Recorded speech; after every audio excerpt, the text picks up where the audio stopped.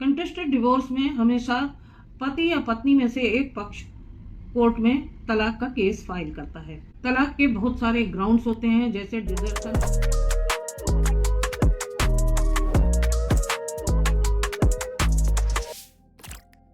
राधे राधे। स्वागत है आपका मेरे चैनल पर। अक्सर बहुत से पतियों और पत्नियों का ये सवाल होता है कि मेरा पति या पत्नी मुझे तलाक नहीं देना चाहता, लेकिन मैं उसकी क्रूएलिटी के कारण, मैं उसके टॉर्चर के कारण, या बहुत सारे और बहुत से कारण होते हैं जिनके कारण मैं कतई उसके साथ रहना नहीं चाहता हूँ। तो ऐसी स्थिति में मैं क्या करूँ, कहाँ जाऊँ और कोर्ट मुझे तलाक देगी कि नहीं देगी। तो आज का वीडियो इसी टॉपिक पर है कि अगर पति पत्नी को या पत्नी पति को तलाक नहीं देना चाहती और दूसरा उससे दूर होना चाहता है, यानी उससे तलाक लेना चाहता है, तो ऐसी स्थिति में कोर्ट क्या फैसला देती है। क्या कोर्ट दूसरे स्पाउस के साथ रहने के लिए बाध्य कर सकती है, बाउंड कर सकती है। तो वीडियो शुरू करने से पहले मैं आपसे रिक्वेस्ट करूंगी कि अगर अभी तक आपने मेरे चैनल को सब्सक्राइब ना किया हो तो सब्सक्राइब कर लीजिए और बेल बटन को हिट करना बिल्कुल मत भूलिएगा, क्योंकि इसी तरीके की बहुत सारी इंपॉर्टेंट इन्फॉर्मेशन सबसे पहले आप तक पहुंचती रहे। अब यहाँ सबसे पहले तो आपको ये समझ लेना है कि हमारी जो संवैधानिक व्यवस्था है उसमें कितनी तरीके के तलाक होते हैं और तलाक में कितना समय लगता है तलाक के केस में, और ये सारी जानकारी आज मैं इस वीडियो के माध्यम से आपके पास लेके आई हूँ। तो वीडियो में अंत तक बने रहिएगा। देखिए, लीगली दो तरीके का डाइवोर्स होता है। पहला तो है म्यूचुअल डाइवोर्स और दूसरा कंटेस्टेड डाइवोर्स। म्यूचुअल डाइवोर्स में पति पत्नी आपसी सहमति से एक सेटलमेंट डीड बनाकर कोर्ट के सामने प्रेजेंट होते हैं और दोनों एक दूसरे के साथ बैठकर ये समझ लेते हैं कि उन्हें एक दूसरे से क्या चाहिए और क्या नहीं चाहिए, और लेन देन क्या होगा। अगर बच्चे हैं तो उनकी कस्टडी किसके पास होगी, और इसके अलावा मेंटेनेंस होगा या फिर एक मुश्त एलिमनी होगी, और इसी तरीके की बहुत सारे प्रॉपर्टी से रिलेटेड जो फैसले हैं वो दोनों एक साथ बैठकर आपसी सहमति से पति पत्नी सेटल कर लेते हैं और उसकी एक सेटलमेंट डीड बनाकर कोर्ट में आते हैं। म्यूचुअल डाइवोर्स बहुत कम समय में हो जाता है, क्योंकि जितना भी लेन देन है तो यहाँ पर सारा झगड़ा यहीं पर खत्म हो जाता है। मेन झगड़ा तो इसी का होता है।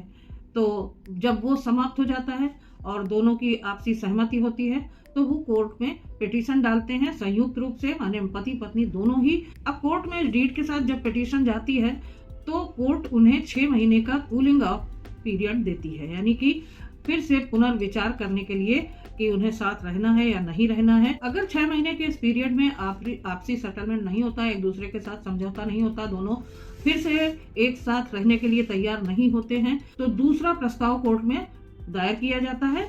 दूसरे प्रस्ताव को कोर्ट अलाउ करती है और फाइनल जजमेंट कर दिया करती है और तलाक की डिक्री हो जाती है, यानी कि डाइवोर्स हो जाता है। तो ये होता है म्यूचुअल डाइवोर्स। तो दोनों की सहमति से म्यूचुअल डाइवोर्स होता है, इसलिए दोनों पक्षों का रहना अनिवार्य होता है और इसमें बहुत ही कम समय लगता है। 6 महीने से लेकर 1.5 साल या मैक्सिमम 2 साल के अंदर तलाक की डिक्री पारित हो जाती है।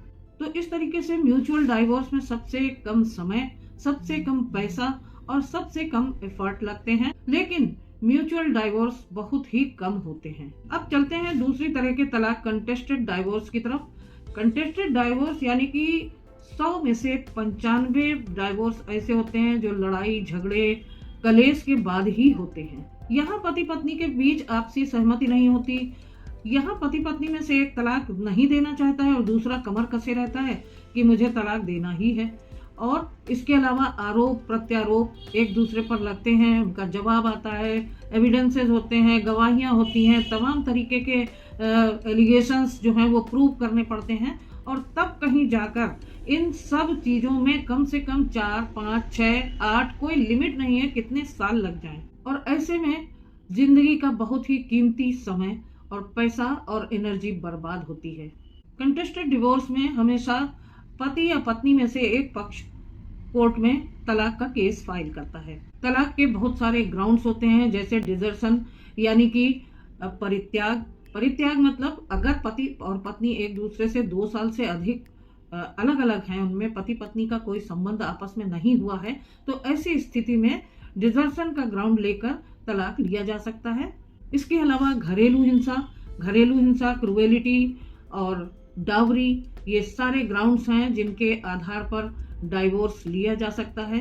पति या पत्नी में से कोई गंभीर बीमारी से ग्रस्त है, मेंटल या फिजिकल कोई उसको ऐसी गंभीर बीमारी है जिसका इन्फेक्शन हो सकता है, और इसके अलावा नपुंसकता, ये बहुत सारे कारण हैं जिनके आधार पर एक पक्ष के द्वारा कोर्ट में तलाक का कंटेस्टेड डाइवोर्स केस डाला जाता है।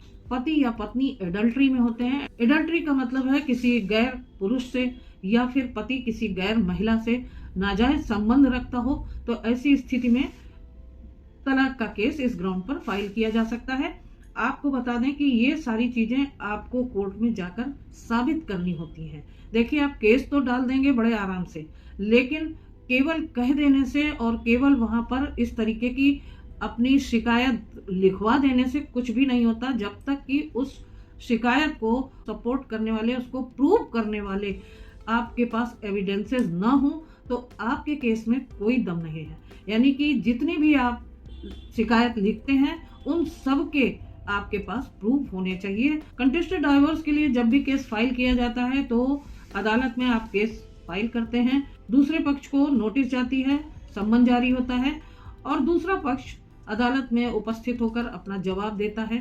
एविडेंसेस होती हैं, मतलब जो साक्ष्य होते हैं वो प्रस्तुत करता है कि जो भी एलिगेशंस आपने लगाए हैं उनको प्रूव करना आपकी जिम्मेदारी है। जो कंप्लेनेंट है यानी कि जो शिकायत करता है उसकी जिम्मेदारी पहले होती है कि वो जो भी शिकायत कर रहा है उसके लिए उसके पास क्या प्रूफ है। कोई भी केस शुरू होता है आरोप से यानी एलिगेशन से और चलता है सबूतों पर, एविडेंसेस पे। अब दोनों पक्षों की एविडेंसेस होते हैं, फिर आर्ग्यूमेंट्स होते हैं, उसके बाद कोर्ट अपना फैसला सुनाती है यानी कि फाइनल जजमेंट करती है।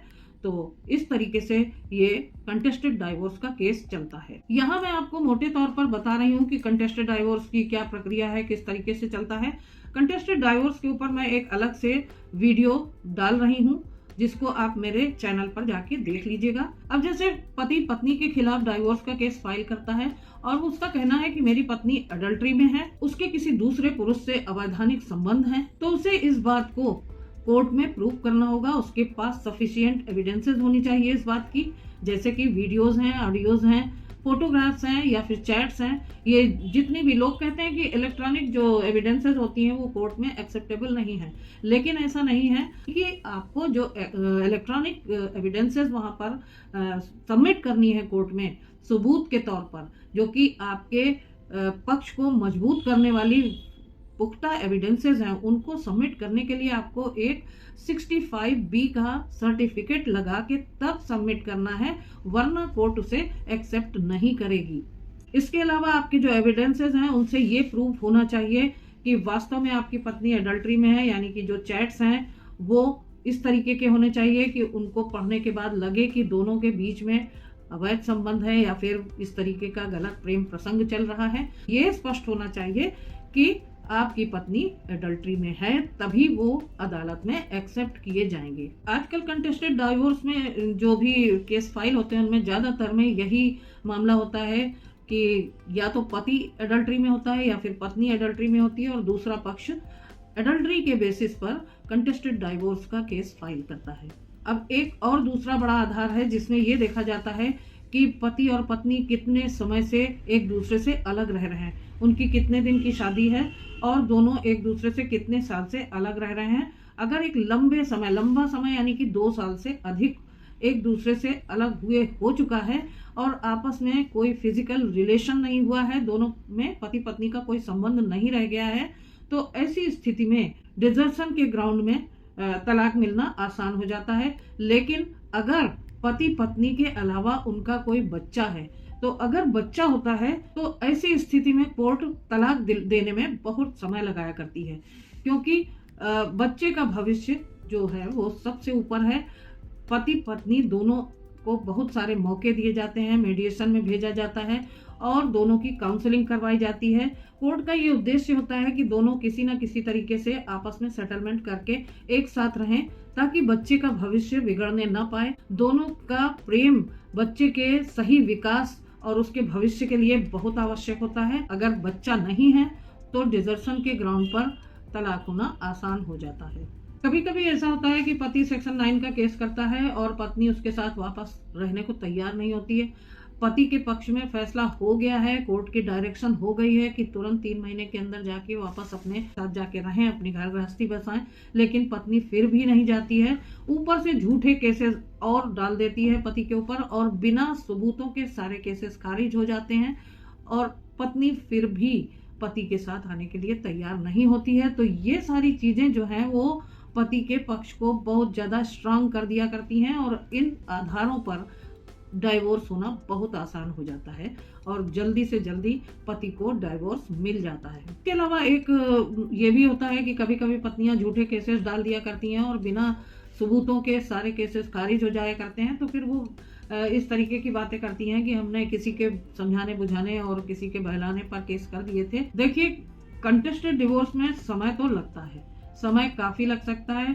क्योंकि बहुत सारी इस तरीके के चीजें हैं, जैसे पति पत्नी ही डिले करते हैं। कभी कभी नोटिस जाती है, पति नहीं आता है, पत्नी नहीं आती है, कोर्ट में अपीयर नहीं होती है, दूसरा पक्ष आ ही नहीं रहा है, तो या फिर कोर्ट में स्ट्राइक हो जाना और कभी एब्सेंट रहना, कभी वकील साहब बीमार हो गए, कभी जज साहब छुट्टी पर हैं। तो इस तरीके से जो टेक्निकल प्रॉब्लम्स आती हैं कोर्ट की बहुत सारी, तो उनकी वजह से, और दूसरे ये कि जब कोर्ट चलती है उसके बाद आपके एक एक तथ्य को, एक एक एविडेंस को बहुत अच्छी तरीके से कोर्ट में जांचा परखा जाता है, तब जाकर कहीं कोर्ट के द्वारा फाइनल जजमेंट सुनाया जाता है।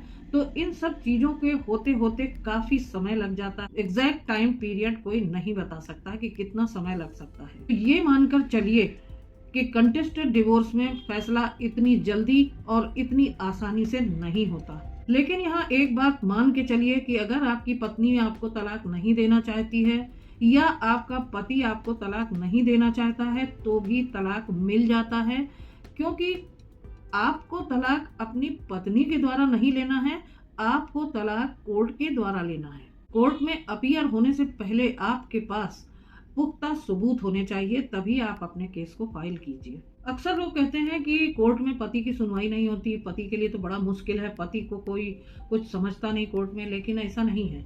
देखिए, कोर्ट दोनों पक्षों की सुनवाई करता है। अगर आपके पास पुख्ता सबूत हैं, पर्याप्त एविडेंस है और आपकी पैरवी बिल्कुल सही है और बिल्कुल टू द पॉइंट आप बात करते हैं, तो आपकी बात को कोर्ट जरूर संज्ञान में लेती है और उसके आधार पर जजमेंट होता है। आपके द्वारा दाखिल किए गए पुख्ता एविडेंस कोर्ट कभी भी इग्नोर नहीं कर सकती, इतना आप मान के चलिए। तो इस तरीके से ये बहुत सारी सावधानियां हैं और बहुत सारी जानकारियां हैं, जिनके साथ अगर आप अपना केस फाइल करते हैं तो आपको बहुत आसानी से जीत मिलती है। बाद में जब इस तरीके की लापरवाहियां करके या फिर जानकारी के अभाव में आप इस तरीके से केस में अपने लापरवाही करते हैं, तब उसके बाद आप कोर्ट को, कचहरी को, वकीलों को, कानून को, सबको ब्लेम करते हैं और इस तरीके की बातें उनके लिए जो करते हैं वो उनका कोई आधार नहीं है, कोई मतलब नहीं है। आप अगर सही से पैरवी करते हैं और पुख्ता सबूत है, पक्के एविडेंस है आपके पास, तो आपको जीतने से कोई रोक नहीं सकता। कैसा लगा मेरा ये वीडियो, कैसी लगी ये जानकारी, इसके बारे में अगर आपको कुछ कोई क्वेरी हो आपकी, तो आप कमेंट बॉक्स में मुझे लिख सकते हैं। वीडियो में दी गई जानकारियां बहुत काम की हैं, इसलिए ज़्यादा से ज़्यादा इस वीडियो को शेयर कीजिएगा ताकि हर आम आदमी तक जो कि इस तरीके की परेशानियों से जूझ रहा है, उस तक ये सारी इंफॉर्मेशन पहुंच सके। तो फिर मिलती हूँ अगले वीडियो में एक नई जानकारी के साथ। राधे राधे।